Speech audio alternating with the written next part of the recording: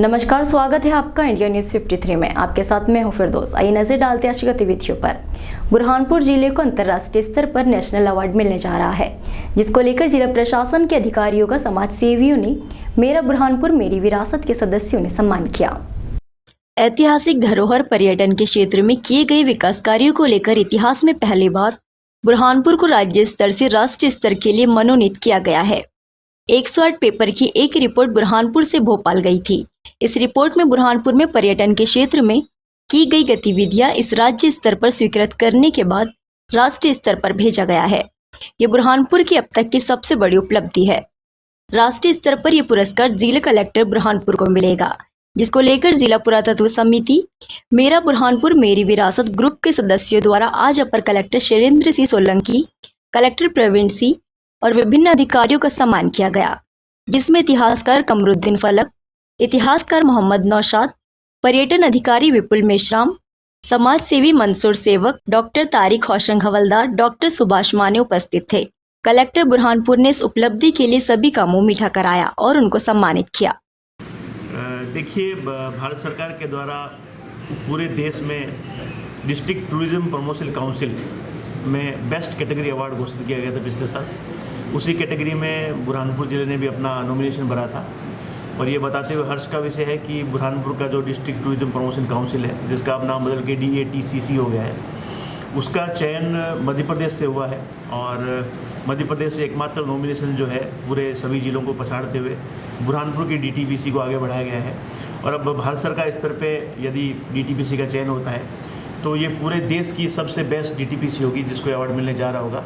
तो हम लोग उम्मीद करते हैं कि ये अवार्ड हमको मिलेगा और यदि नहीं भी मिलेगा तो भी हम लोग प्रयास करेंगे कि अगले साल हम इस अवार्ड को जीते। लेकिन ये भी गर्व का विषय है कि पूरे मध्य प्रदेश में एकमात्र बुरहानपुर की DTPC इस अवार्ड के लिए नॉमिनेट की गई है। जिला कांग्रेस कमेटी द्वारा बिजली विभाग के विरुद्ध प्रदर्शन करते हुए कार्यालय के बाहर प्रदर्शन कर ज्ञापन सौंपा गया। इस दौरान कांग्रेसियों ने भाजपा के मुख्यमंत्री शिवराज सिंह चौहान को बिल माफ करने की चेतावनी दी है। कांग्रेस जिला इकाई बुरहानपुर द्वारा बिजली के बिल बढ़ोतरी के विरोध में स्वरूप बिजली विभाग के कार्यालय के बाहर प्रदर्शन किया गया, जिसमें कांग्रेसियों ने बीजेपी सरकार पर कई आरोप लगाए। कांग्रेसियों ने कहा कि मध्य प्रदेश की छुट्टियों में मान भाजपा सरकार द्वारा विगत 17 वर्षों से इस देश की जनता से छल करते हुए हमेशा धोखा दिया है, जिसके चलते आज प्रदेश की हालत सभी ओर से बदतर हो गई। विगत कोरोना वायरस देश की जनता पर काबिल शिवराज सिंह ने बिजली के बिल माफ करने की घोषणा की, लेकिन 2 माह पश्चात ब्याज सहित पूरा राशि वसूल कर प्रदेश की आम जनता को ठगा। इस वर्ष भी पूर्णकाल में आम जन की हालत काफी खराब हो गई है।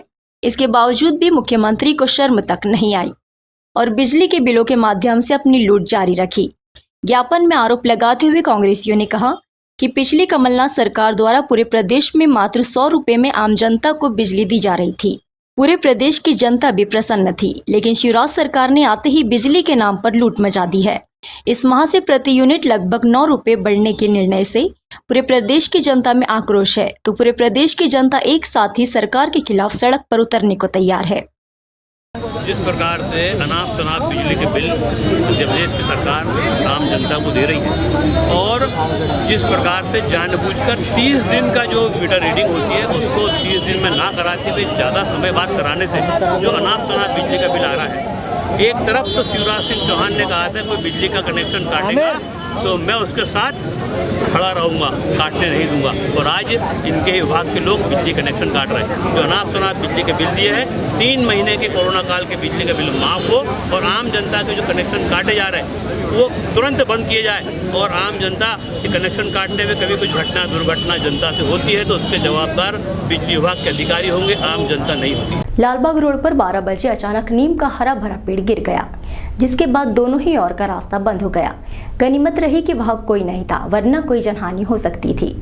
सिंधी बस्ती से लालबाग पौष मार्ग के बीच ताप्ती हॉस्पिटल के पास दोपहर 12 बजे अचानक एक नीम का पेड़ देखते ही देखते जमींदोज हो गया।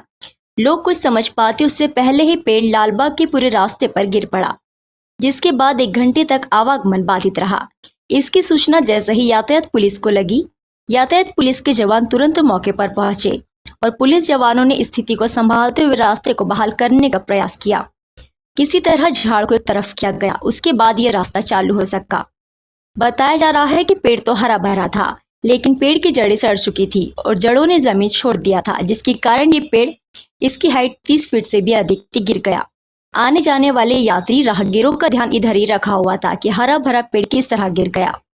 कलेक्टर के आदेश के बाद अस्पताल प्रबंधन ने गुरुवार से जिला अस्पताल में बंद पड़ी लिफ्ट को चालू कर दिया है। इस लिफ्ट में मरीजों को सर्जिकल में लाने ले जाने का काम किया जाएगा। जिला अस्पताल के सर्जिकल वार्ड को तीसरे माले पर शिफ्ट कर उसके स्थान पर बच्चों के लिए आईसीयू वार्ड तैयार किया जा रहा है। सर्जिकल वार्ड तीसरे माले पर शिफ्ट करने के कारण मरीजों और उनके परिजनों को काफी दिक्कतों का सामना करना पड़ रहा था, जिसको लेकर कलेक्टर प्रवीण सिंह के द्वारा दूरभाष पर अस्पताल प्रबंधन डॉक्टर प्रतीक नौलखी को निर्देश दिए गए कि लिफ्ट चालू की जाए, जिसके बाद कलेक्टर के आदेशों का पालन करते हुए अस्पताल प्रबंधन ने गुरुवार से लिफ्ट चालू कर दी। अब इस लिफ्ट से मरीज और उनके परिजन आ जा सकते हैं। केवल ओपीडी के समय ही लिफ्ट चालू रहेगी और गंभीर मरीजों को ही लिफ्ट से लाना ले जाना किया जाएगा। कल ये कलेक्टर महोदय जी से ये दूरभाष पे निर्देश प्राप्त हुए थे कि लिफ्ट को ओपीडी आवर्स के लिए जो है अभी चालू किया जाए। आज से उसको अपना स्टार्ट कर दिया गया है, जिससे कि मरीज़ को ओपीडी आवर्स में, चूँकि हमारा जो सर्जिकल वार्ड है 3rd फ्लोर पे अपना शिफ्ट हुआ है, तो इसलिए थोड़ा सा वहाँ आने जाने में सुबह ये मरीजों को उसमें ये परेशानी हो रही थी, इस हेतु से अपना चालू किया गया है। सर, तो कोई लिफ्ट मैन की व्यवस्था भी की जाएगी? जी, अभी एक लिफ्ट मैन उसमें अपना ये लगाया गया है, जो कि ओपीडी आवर्स में वहाँ पे ड्यूटी देगा, जिससे कि लोगों को इसमें परेशानी नहीं। जिला अस्पताल में एनेस्थीसिया के डॉक्टर का रिक्त पद भर चुका है। इंदौर के anaesthesia specialist doctor Om Prakash Tiwari ने बुरहानपुर जिला अस्पताल में पदभार ग्रहण किया। बुरहानपुर जिला अस्पताल में जनप्रतिनिधियों और जिला प्रशासन के अथक प्रयासों से मरीजों के लिए सुविधाएं जुटाई जा रही है। इसके साथ ही सुविधाओं को संचालित करने के लिए स्टाफ की भी भर्ती की जा रही है, जिसके चलते लगभग 10 साल से बुरहानपुर जिला अस्पताल में एनेस्थीसिया बेहोश करने वाले डॉक्टर की कमी थी। अस्पताल प्रबंधन को प्राइवेट अस्पतालों से डॉक्टर लाकर उन्हें 1500 रुपये पर मरीज के हिसाब से चुकाना पड़ रहे थे, जिसको देखते हुए जिला प्रशासन ने जनप्रतिनिधियों के सहयोग से बुरहानपुर को इंदौर के anaesthesia specialist doctor Om Prakash Tiwari जिला अस्पताल में स्थानांतरण हो गया है। अब बुरहानपुर में अपनी ये सेवाएं देंगे, जिसके लिए उन्हें अस्पताल प्रबंधन की ओर से क्वार्टर भी अलॉट कर दिया गया है। Civil surgeon doctor Shakeel Ahmed ने बताया कि बुरहानपुर के जनप्रतिनिधियों और जिला प्रशासन के अधिकारियों के सहयोग से जिला अस्पताल में जो रिक्त पद है उन्हें भरा जा रहा है। बुरहानपुर को एनेस्थीसिया के डॉक्टर के रूप में डॉक्टर ओम प्रकाश तिवारी मिल चुके हैं। ये अब यही अपनी सेवाएं देंगे। डॉक्टर ओम प्रकाश तिवारी ने भी बताया कि वह अपनी सेवाएं बुरहानपुर जिला अस्पताल को देंगे। बुरहानपुर में सारे एनेस्थीसिया के मामले में और कार्डियक केसेस, आईसीयू वगैरह मेरा स्पेशलाइजेशन है, काफ़ी काम किया हमने वेंटिलेटर पर, आईसीयू, कार्डियक केसेस। सर, अस्पताल को एनएसए थे कि डॉक्टर मिले हैं, कितने साल लंबा समय इंतजार करना पड़ा? देखिए, प्रशासन के अथक प्रयासों से हमें डॉक्टर मिलते जा रहे हैं और हमारे अस्पताल में हम मरीजों को सुविधा उपलब्ध कराते जा रहे हैं। माननीय अर्चना दीदी के प्रयास से, माननीय कलेक्टर साहब के प्रयास से, जिन्होंने ऊपर प्रशासन से बात करके, भोपाल बात करके हमको एक अच्छा एनेस्थेटिस्ट उपलब्ध कराया है, इसलिए हम प्रशासन का बहुत बहुत धन्यवाद करते हैं। और हमारे जो पुराने एनेस्थेटिस्ट थे वो रिटायर हो गए, तो एक जगह खाली हो गई थी। फिर हम लोगों ने रिक्वेस्ट करके प्रशासन से मदद मांगी। शासन प्रशासन ने हमको एक अच्छे एनेस्थेटिस्ट उपलब्ध कराया है। ये जो नए एनेस्थेटिस्ट आए हैं, इनका नाम है डॉक्टर ओपी तिवारी, बहुत सीनियर एनेस्थेटिस्ट हैं और काफ़ी अनुभव है। छिंदवाड़ा निगम क्षेत्र में मच्छरों के प्रकोप को कम करने के लिए मलेरिया विभाग की टीम हर वार्ड में जाकर दवा का छिड़काव कर घरों में जमे हुए पानी और लार्वा को नष्ट कर रही है। नगर निगम छिंदवाड़ा में बढ़ रहे डेंगू के मच्छरों का प्रकोप कम करने के लिए मलेरिया विभाग की टीम घर घर घूम रही है। बरसात के दिनों में घरों के कबाड़ के सामान में पानी इकट्ठा होने के बाद से पल रहे डेंगू मच्छरों के लार्वा को खत्म करने के लिए और डेंगू के प्रति लोगों को जागरूक करने के लिए मलेरिया विभाग के अधिकारी स्वयं ही घर घर जाकर लोगों को समझाइश दे रहे हैं और जमा हुए पानी में लार्वा को नष्ट करने के लिए टीम के सदस्यों द्वारा दवा का छिड़काव कर मच्छरों के आतंक से क्षेत्रीय लोगों को निजात दिलाया जा रहा है।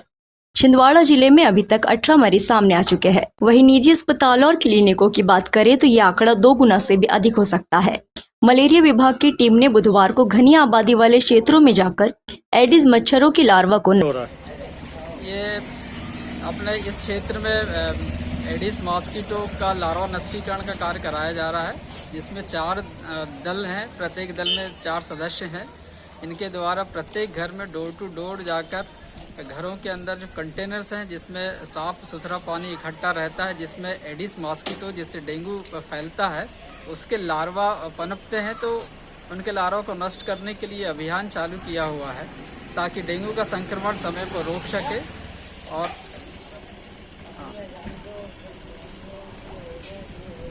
जी, और उसके बाद क्या इनको यहीं पर घरों में कुछ मेडिसिन भी दिया जाएगा? घरों में मेडिसिन है, जिन्हें बुखार है या डेंगू जैसे लक्षण है उनको डिस्ट्रिक्ट हॉस्पिटल में भिजवाया जा रहा है उपचार हेतु और एलाइजा जांच हेतु, क्योंकि रैपिड जो टेस्ट है, रैपिड टेस्ट से कुछ संदिग्ध डेंगू पॉजिटिव केस पाए गए हैं, लेकिन गवर्नमेंट ऑफ इंडिया की जो गाइडलाइन है उसके द्वारा इनको रैपिड टेस्ट जो जांच है उसको अमान्य किया गया है। इसका सिर्फ जांच की सुविधा केवल जिला चिकित्सालय में आईजीएम एलाइजा या एनएसएम एलाइजा की ही जांच को कंफर्म माना जाता है। नगर निगम की साप्ताहिक समीक्षा बैठक संपन्न हुई। समय सीमा पर काम नहीं होने पर उपयंत्रियों को नोटिस जारी हुआ। नगर निगम आयुक्त हिमांशु सी द्वारा ली गई बैठक में पूर्व के दिए गए निर्देशों की समीक्षा हुई। नगर निगम की साप्ताहिक समीक्षा बैठक संपन्न हुई। यहाँ पर एक बार समय सीमा पर काम नहीं होने पर उपयंत्रियों को नोटिस जारी हुआ। नगर निगम आयुक्त हिमांशु सी द्वारा ली गई इस बैठक में पूर्व के दिए निर्देशों की समीक्षा हुई। बैठक में automated building plan approval system के अंतर्गत भवन अनुज्ञा के प्राप्त प्रकरणों का निराकरण तय समय सीमा में नहीं करने वाले उपयंत्रियों को नोटिस दिया गया। यहाँ पर टाइम बार हुए प्रकरणों में इसके बाद भी प्रकरण लंबित रहने पर एक इंक्रीमेंट संबंधितों को रोकने के लिए निर्देशित किया है। कार्यालय अधीक्षक मोहन नागदेव को इसकी जिम्मेदारी सौंपी है। इसके अतिरिक्त कैंपर निधि एपीओ वर्ष 2020 के अंतर्गत जैव विविधता हेतु समिति गठित करने के लिए कहा गया। जफर अली के साथ शेख कुबैद की रिपोर्ट।